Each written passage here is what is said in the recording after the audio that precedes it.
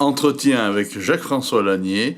Nous sommes aujourd'hui le 16 juin 2024. Alors, M. Lanier, comment allez-vous déjà? Eh bien, je tente de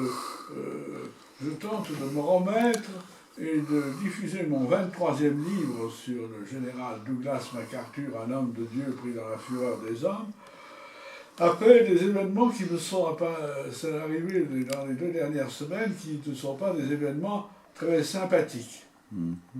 Cet ouvrage est paru le 30 mai 2024, mais j'ai eu un problème le 1er juin 2024.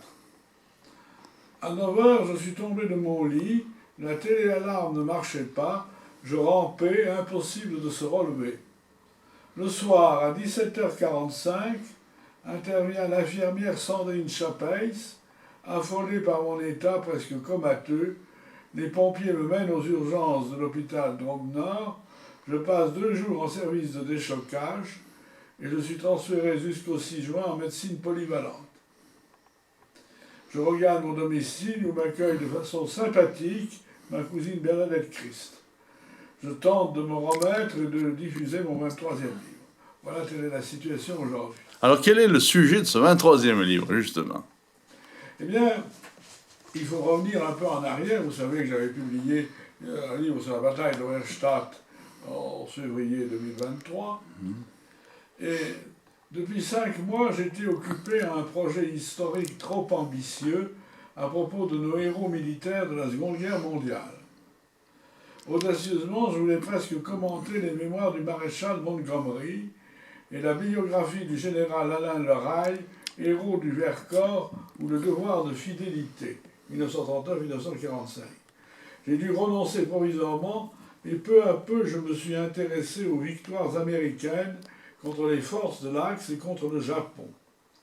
Et j'ai été fasciné par le parcours d'un maréchal australien, Sir Thomas Albert Blamey, 1884-1951.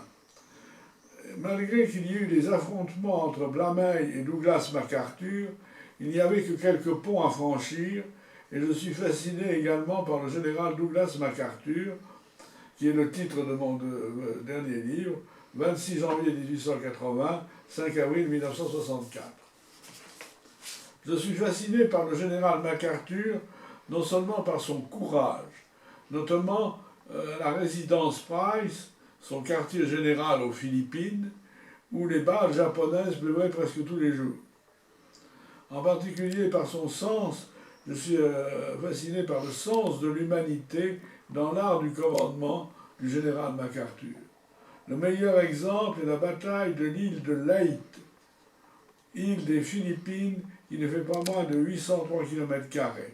Elle fut occupée par les Japonais de 1942 à 1944.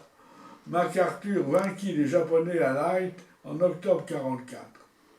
MacArthur fut très économe de la vie de ses hommes dans cette terrible bataille, où pour la première fois les avions suicides kamikazes furent engagés. Le général MacArthur est également intéressant par son nombre de décorations très important, par sa volonté à la fin de sa vie sur son lit de mort d'arrêter la guerre du Vietnam, dont il s'entretenait la veille de sa mort avec le président Lyndon Johnson. Mais le général MacArthur appartient surtout à une tradition militaire américaine de père en fils, puisque son père était un général ancien combattant de la guerre de sécession. Et sur ces questions, il faut voir un livre du professeur William Manchester, MacArthur, à propos de MacArthur Arthur Jr., père du général MacArthur, qui était sous les ordres du général Grant et joua un rôle capital dans la bataille du Wisconsin, à la tête du 24e régiment d'infanterie, 2e division, 4e corps, le 25 novembre 1863. C'est pour vous dire un mot que j'ai fait quand même des recherches importantes. William Manchester, MacArthur, page 23-26. Cet ouvrage de William Manchester sur le général Douglas MacArthur, je l'ai découvert fin février 2024 par un bouquiniste alsacien chez un de ses collègues bouquinistes de Rotterdam, aux Pays-Bas. et j'aime toujours faire des recherches internationales. Voilà. Mais c'est très bien, écoutez, nous vous souhaitons beaucoup de succès pour ce livre, hein. Ben, il est déjà assez important pour l'instant, puisque je l'ai tiré à 100 exemplaires, et il en reste à l'heure actuelle seulement 37 exemplaires. Vous avez fait beaucoup d'envois.